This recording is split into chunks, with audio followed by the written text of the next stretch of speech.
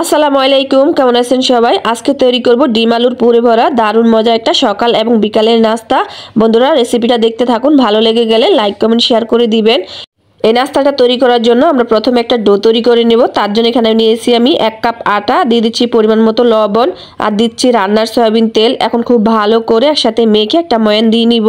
এই ময়ানটা খুব ভালো করে দিয়ে নিতে হবে। এই যে দেখুন, আমি খুব সুন্দর করে ময়ানটা দিয়ে নিয়েছি। একদম চাপ দিলে কিন্তু এটা দলা পেকে যাচ্ছে, আবার কিন্তু ভেঙে যাচ্ছে খুব সহজেই। এখন দিয়ে দিচ্ছি নর্মাল তাপমাত্রার পানি। পানিটা অল্প অল্প দিব আর সুন্দর সফট একটা ডো তৈরি করে নিব। এই নাস্তাটা তৈরি করার জন্য আমাদের এখানে একটা সফট ডো লাগবে। এই তো আমি কিন্তু এখানে সফট একটা ডো তৈরি করে নিয়েছি। এখন এই ডোটাকে আমি রেস্টে রেখে দিব 10 মিনিটের জন্য, একটা ঢাকনা দিয়ে ঢেকে। এর ফাঁকে আমরা ভেতরের পুরটা তৈরি করে নেব।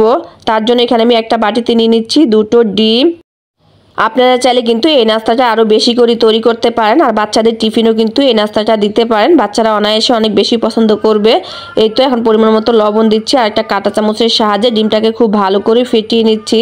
চুলায় একটা কড়াই বসিয়ে এর মাঝে রান্নার সয়াবিন তেল দিচ্ছি। তেলটা গরম হয়ে গেলে এখন আমরা ডিমের মিশ্রণটা দিয়ে দিব। আর ডিমটা যখন হালকা একটু হয়ে আসবে তখন ডিমটাকে আমরা নাড়াচাড়া দিয়ে ভেঙে দিব। এখানে আমরা ডিমের একটা স্ক্রাম্বল তৈরি করব। এই তো আমরা কিন্তু ডিমের স্ক্রাম্বলটা তৈরি করে নিচ্ছি। বন্ধুরা, এই রেসিপিটা অবশ্যই বাসায় একবার ট্রাই করবেন। এটা কিন্তু খেতে অনেক বেশি মজা লাগে আর এটা তৈরি করা খুবই সহজ। হাতের কাছে থাকা অল্প কিছু উপকরণ দিয়ে কিন্তু এই নাস্তাটা তৈরি করে নেওয়া যায়। এখন আমরা ডিমের স্ক্রাম্বলটা তুলে নিচ্ছি। আর এখানে নিয়েছি 4টা সেদ্ধ আলু। আলুগুলোকে আমি হাত দিয়ে ভেঙে ভালো করে ম্যাশ করে নিব, যাতে কোনো রকম দানা দানা না থাকে। এখানে আমার আলুটা ম্যাশ করা হয়ে গেছে, একটা সাইড করে রেখে দিচ্ছি। আর এখন দিয়ে দিচ্ছি যে ডিমের স্ক্রাম্বলটা তৈরি করেছি সেটা দিয়ে দিচ্ছি 1 মুঠো পেঁয়াজ কুচি, দিয়ে দিচ্ছি কাঁচা মরিচ আর ধনিয়া পাতা কুচি, 1 চা চামচ দিয়ে দিচ্ছি চিলি ফ্লেক্স, 1 চা চামচ দিয়ে দিচ্ছি চাট মশলা, দিয়ে দিচ্ছি পরিমাণ মতো লবণ আর গরম মশলার গুঁড়া। বন্ধুরা, এখানে চাট মশলাটা দিতে অবশ্যই ভুলবেন না। এই চাট মশলাটা দেওয়ার কারণে নাস্তাটা খেতে অনেক বেশি ভালো লাগে। সব কিছু একসাথে মিশিয়ে একটা ভর্তা তৈরি করে নিয়েছি। আর ডোটা কিন্তু আগের চাইতে অনেক সফট হয়ে গেছে। এখন ডোটা থেকে আমি এখন লেচি কেটে নিব। তারপর আমরা একটা রুটি তৈরি করে নেব। এখানে আমরা মাঝারি সাইজের একটা রুটি তৈরি করে নেব, অনেক বেশি বড় করে কিন্তু রুটিটা তৈরি করব না। এই তো এখানে আমার রুটিটা তৈরি করা হয়ে গেছে। আমি মোটামুটি একটা মিডিয়াম সাইজের করে রুটি তৈরি করে নিয়েছি। আর রুটিটা কিন্তু বেশি পাতলাও করিনি, দেখে নিশ্চয়ই বুঝতে পারতেছেন।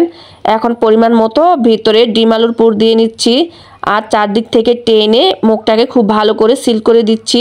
এই কাজটা অবশ্যই খুব ভালো করে করতে হবে, তা না হলে কিন্তু নাস্তাগুলো ভাজার সময় মুখটা খুলে আসবে আর পুরটা বের হয়ে যাবে।